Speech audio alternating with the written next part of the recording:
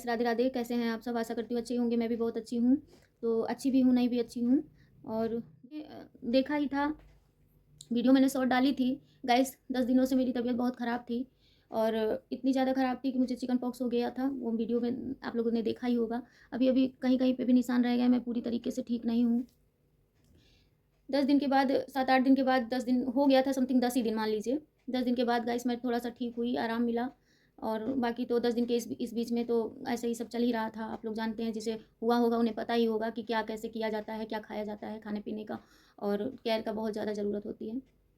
तो गाइस क्या हुआ कि अब थोड़ा आराम मिला तो ये सोचा गया कि भाई चलो ठीक है, अब आराम हो गया है और अब नॉर्मली अपना खाना नहीं बनेगा, कुछ अच्छा बनेगा।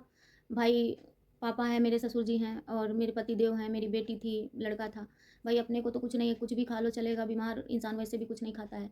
पर बाकी लोगों का तो होता ही है कि भाई 10 दिन से सबकी एकदम कमज़ोर हो चुके हैं और सब सादा-सादा खा रहे हैं। भाई सोचा जा रहा था कि कुछ चलो अब अच्छा बनेगा, सब लोग खाएँगे आराम से। भाई यहाँ पे सोचा ही जा रहा था गाइस कि अगले ही दिन होगा, कि अभी अगले दिन बनाऊँगी। गाइस अगले ही दिन मेरी बेटी को हो गया।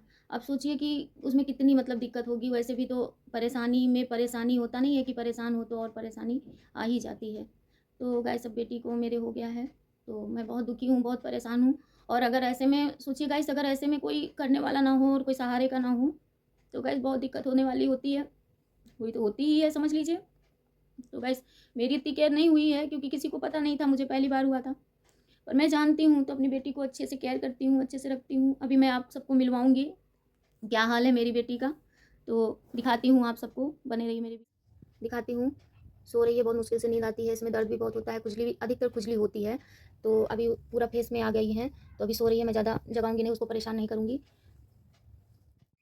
तो गाइज़ आप लोगों ने देखा मेरी बेटी का क्या हाल है। हाँ, आपको सबको एक जानकारी हम देना चाह रहे थे, इसीलिए मैंने ब्लॉग ये शूट कर रही हूँ, ताकि आप सबको पता चले और मैं जो परेशानी से मैं गुज़री हूँ, आप सब ठीक रहें। उस परेशानी मतलब वो परेशानी आप सबके बीच में ना आए, ऐसा मैं तो महत्वपूर्ण बात ये थी कि गाइस सबसे पहले अभी नवरात्रि क्या है कि आने वाली हैं, 19 तारीख से हैं, पहला नवरात्र है।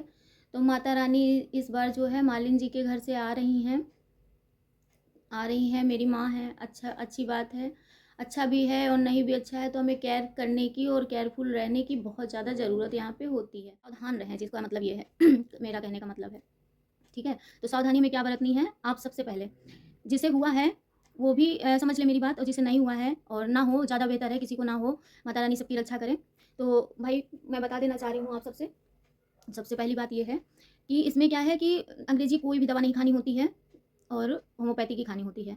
होम्योपैथी की दवा और पूजा का बहुत महत्व है। आगे मेरी भी ब्लॉग में बने रहिएगा, एंड तक आप देखेंगे गाइस, तभी बात आपको समझ में आएगी। बीच से आप अधूरा छोड़ देंगे तो आपको समझ में नहीं आएगी मैं कहना क्या चाह रही हूँ, मैं समझाना क्या चाह रही हूँ। तो चलिए समय ना बर्बाद करते हुए मैं आपको बताती हूँ फटाफट से। आप जाइए होम्योपैथिक वाले डॉक्टर के यहाँ, तो वहाँ से वो बोलिए कि भाई हमें दवा दीजिए चिकन पॉक्स ना होने की, है ना? तो आपको वो देगा। बच्चे, बूढ़े, बड़े सभी खा सकते हैं, कोई साइड इफ़ेक्ट नहीं है। ओके? तो आप लोग वो खा लीजिए, पहले से सावधान हो जाइए। अब जिसे हो गया है मान लीजिए, अच्छा इसके जो है होने का तरीका क्या होता है, आपको बॉडी पूरी पेन करेगा, बुखार आना शुरू हो जाएगा। ये इससे आपको पता चल जाएगा कि अब भाई मुझे कोई दिक्कत हुई, उससे पहले आपको दिक्कत ना हो, तो आप सावधान हो जाइए। दूसरी बात ये है कि आपको सबसे पहला इसमें अगर हो जाता है किसी को, तो नीम की पत्ती आप लाइए, पानी में बॉयल करिए, पेशेंट को नहलाइए। साफ-सफाई का देखिए यहाँ पे बहुत महत्व है। जितना आप साफ-सफाई करेंगे, जितने केयरफुल रहेंगे, उतना ही सावधानी, जितना सावधानी रखेंगे उतना ही अच्छा होगा आपके लिए।